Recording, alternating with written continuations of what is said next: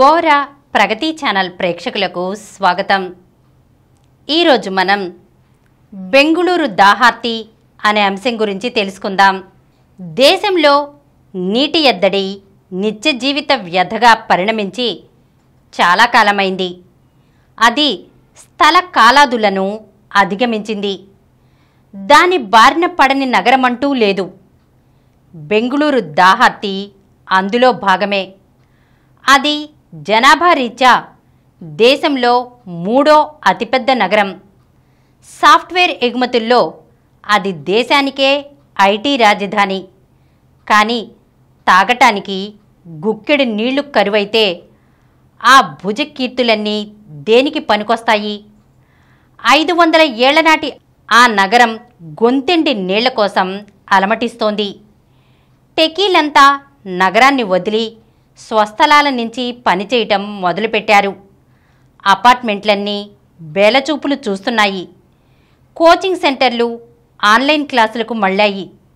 రోడ్డుపై పోయే నీటి ట్యాంకర్ల వెనుక జనం పరుగులెడుతున్నారు.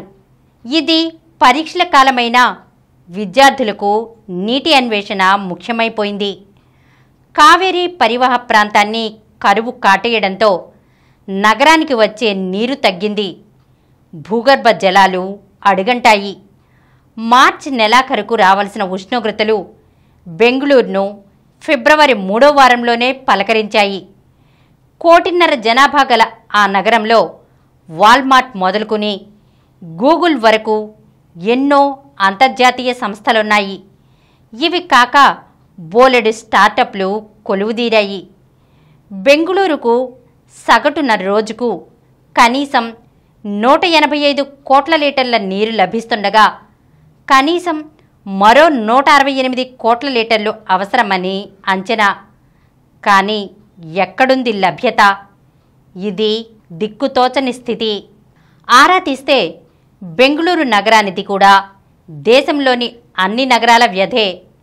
మౌలిక సదుపాయాల కల్పనపై కనీస స్థాయి దృష్టి పెట్టకుండా దశాబ్దాలుగా అభివృద్ధిని కేంద్రీకరించిన పర్యవసానమే ప్రస్తుత కష్టాలకు మూల కారణం. అభివృద్ధి పేరు చెప్పి వెనుక ముందు చూడకుండా హరిత ప్రాంతాలను హరించటం వల్ల వర్షాలు గణనీయంగా తగ్గాయి. పెరుగుతున్న జనాభా పేరు చెప్పి ఆవాస ప్రాంతాలను విస్తరించడం, అందుకోసం చెరువులను సరస్సులను మాయం చేయటం అలవాటైపోయింది. 1961 నాటికి బెంగుళూరు నగర పరిసరాల్లో 262 సరస్సులుండేవి. ఇప్పుడు వాటి సంఖ్య 81కి పడిపోయింది. వాస్తవానికి ఆ సరస్సుల్లో ఇప్పటికీ జీవంతో ఉన్నవి కేవలం 33 మాత్రమే. జనావాసాలకు అనుకూల ప్రాంతాల్లో ఉండటం వల్లే ఇవి బతికిపోయాయి. మిగిలినవి పేరుకు సరస్సులుగా ఉన్నా వాటిలో చుక్క నీరు కూడా కనబడదు. ఇంకా దారుణం, ఇప్పుడున్న సరస్సుల్లో 90% కాలుష్యం కారణంగా పనికిరాకపోవచ్చునని రాష్ట్ర కాలుష్య నియంత్రణ మండలి అధ్యయనంలో తేలింది. లీటర్ నీటిలో కనీసం 4 మిల్లీగ్రాముల ఆక్సిజన్ ఉంటేనే ఆ నీరు మెరుగ్గా ఉన్నట్టు లెక్క. కానీ అంతకన్నా తక్కువ స్థాయిలో ఆక్సిజన్ ఉన్నదని నిపుణులు తేల్చారు. ఎన్నడో 1971లో ఇరాన్లోని రామ్సర్లో నీటి వనరుల సంరక్షణపై జరిగిన అంతర్జాతీయ సదస్సులో కుదిరిన ఒడంబడికపై సంతకం చేసిన దేశాల్లో భారత్ కూడా ఉంది. కానీ దానికి అనుగుణంగా శ్రద్ధాశక్తులు కనబర్చిన దాఖలా లేదు. 2030 నాటికి నీటి అవసరాలు రెట్టింపవుతాయని నీతి ఆయోగ్ నివేదిక 2018లో చెప్పింది. మన దేశంలో కేవలం రక్షిత మంచినీరు అందక ఏటా 2 లక్షల మంది మరణిస్తున్నారని వివరించింది.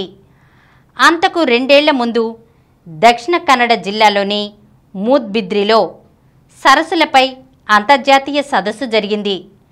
హరిత ఆచ్ఛాదనగా ఉన్న పట్టణ అడవులు, తడి నేలలు వగైరాలను పట్టణీకరణ కోసం 3 దశాబ్దాలుగా డీనోటిఫై చేస్తున్నారని, ఇది బెంగుళూరుకు ముప్పు కలిగిస్తుందని సదస్సు ఆందోళన వ్యక్తం చేసింది.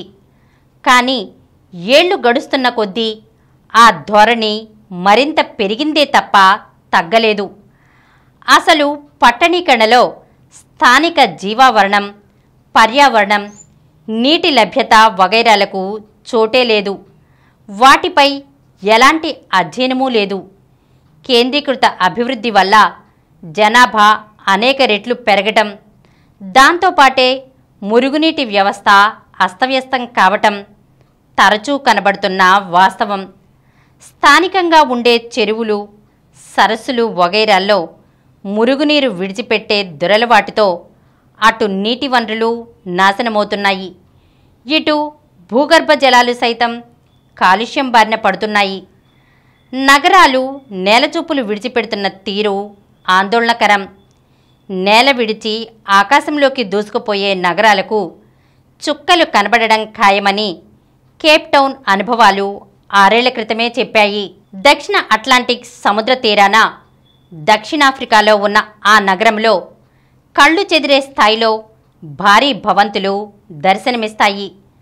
ప్రపంచం నలుమూలల నుంచి తరలివచ్చే వినియోగ వస్తువులతో అక్కడి మహా దుకాణాలు మెరిసిపోతుంటాయి. ఏటా కనీసం 20 లక్షల మంది ఆ నగర అందచందాల్ని చూడటానికి తరలివస్తారని అంచనా. 46 లక్షల జనాభా గల ఆ నగరం 2018లో నీటి సంక్షోభంలో చిక్కుకొని గుడ్లు తేలేసింది. ఇళ్లకు, దుకాణ సముదాయాలకు, కార్యాలయాలకు నీటి సరఫరాను పూర్తిగా నిలిపేసింది. 200 నీటి కేంద్రాల వద్ద రోజుకు మనిషికి 25 లీటర్ల నీరిస్తామని, అన్ని అవసరాలను దాంతోనే తీర్చుకోవాలని ప్రకటించింది. నీటి సంరక్షణను ఒక సంస్కృతిగా మార్చుకుని ఇప్పుడిప్పుడే కుదుటపడటం మొదలుపెట్టింది.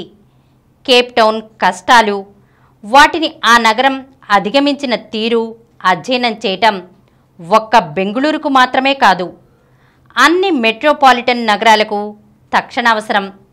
నీటి వృధాను, నష్టాలను అరికట్టడంలో కాలానుగుణమైన ప్రణాళికల రూపకల్పనలో స్థానిక సంస్థల చొరవను పెంచితేనే ఈ సమస్యను అధిగమించగలమని పాలకులు గుర్తించటం మంచిది.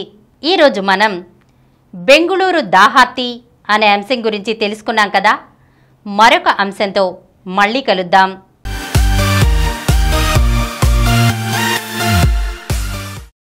ఈ కార్యక్రమం మీకు ఎంతో నచ్చింది కదా. ఇటువంటి మరిన్ని వీడియోల కోసం అనతి కాలంలోనే 20 కోట్ల వ్యూస్ సాధించిన డాక్టర్ సమరం మల్టీ ఛానల్ నెట్వర్క్ సమర్పించు గోరా ప్రగతి ఛానల్కు సబ్స్క్రైబ్ చేయండి, లైక్ చేయండి, మీ ఫ్రెండ్స్కి షేర్ చేయండి. అలాగే ప్రక్కనున్న గంట సింబల్ని ప్రెస్ చేయడం మర్చిపోకండి.